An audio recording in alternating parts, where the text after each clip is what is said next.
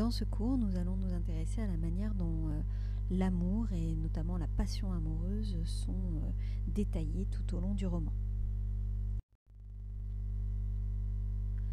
Alors dans le roman, la passion amoureuse est toujours perçue comme une force incontrôlable qui s'oppose totalement à la volonté et à la raison. Donc on retrouve bien l'idée que nous avions vue chez Descartes et dans le discours de la méthode, où l'imagination s'oppose, entre en conflit avec la raison.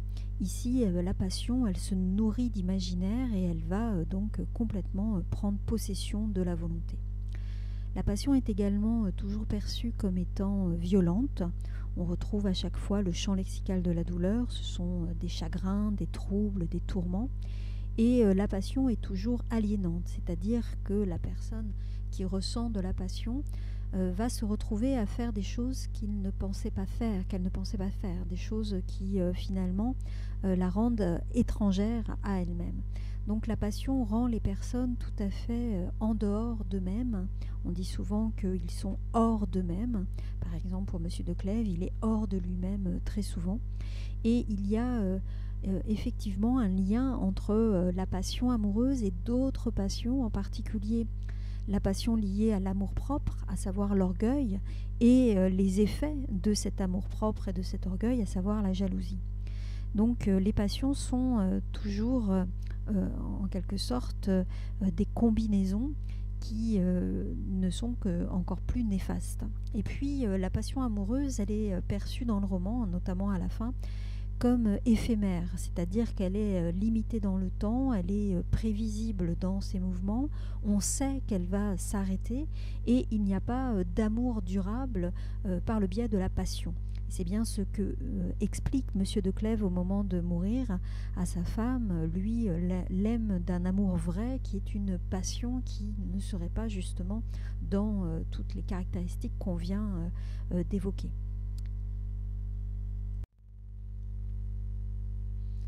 Alors, face à la passion amoureuse, le roman développe une autre conception de l'amour.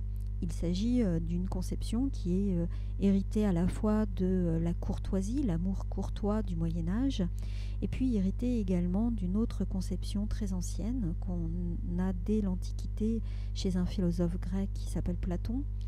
Platon développe dans un ouvrage qui s'appelle Le Banquet le mythe de l'androgyne. Alors de quoi s'agit-il ? Eh bien, Platon explique que dans les temps très anciens, l'être humain n'était pas constitué de deux sexes différents. Il n'y avait pas d'un côté les hommes, de l'autre les femmes. Il y avait un seul et même être constitué à la fois d'un homme et d'une femme, donc un être complètement androgyne. Et puis, face à tout un tas d'événements, il y a eu séparation de cet être androgyne, et ça explique pourquoi toute notre vie nous cherchons désespérément notre moitié, donc là ici au sens propre, nous cherchons notre âme sœur, c'est-à-dire cette moitié de nous-mêmes qui nous manque. Et donc cette conception de l'amour comme âme sœur qu'on recherche et qui est vraiment notre moitié indissoluble, eh bien c'est une conception qu'on retrouve en particulier chez les précieuses et qu'on retrouve en partie dans le roman.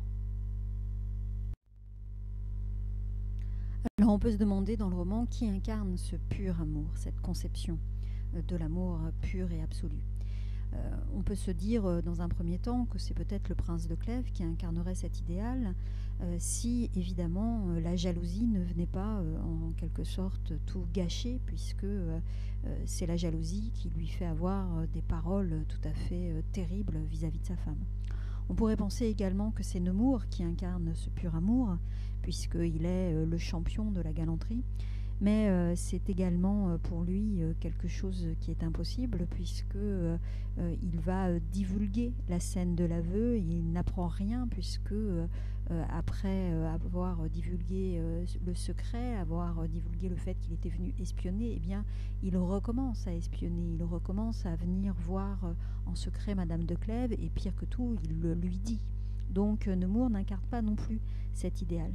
Au final, on peut se demander si ce n'est pas le chevalier de Guise qui incarne ce pur amour, puisque c'est le seul qui comprend tout, qui éprouve certes de la jalousie, mais qui ne va pas en fait essayer de nuire, même s'il est très jaloux.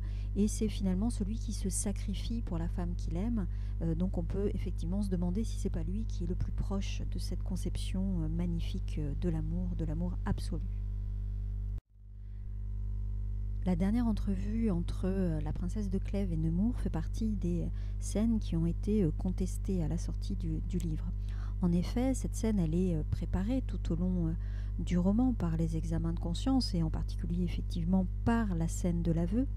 Et c'est une scène en fait qui déçoit le lecteur, qui le frustre en quelque sorte, puisque il y a bien une analyse de l'émotion, une analyse de la passion amoureuse, une analyse qui se fait avec une raison qui est parfaitement lucide. On voit bien comment la princesse analyse d'une manière absolument sans pitié et avec une rationalité absolue tout ce qui peut se passer, tout ce qui va se passer selon elle si elle cède à Nemours, même s'ils se marient, même s'ils vivent leur amour au grand jour et d'une manière tout à fait légitime. Eh bien non, elle analyse la fin de cette passion, elle analyse comment au final il va y avoir un désenchantement de cette passion amoureuse, au final comment il y aura une fin de la passion et à quel point elle est persuadée que Nemours finira par la tromper.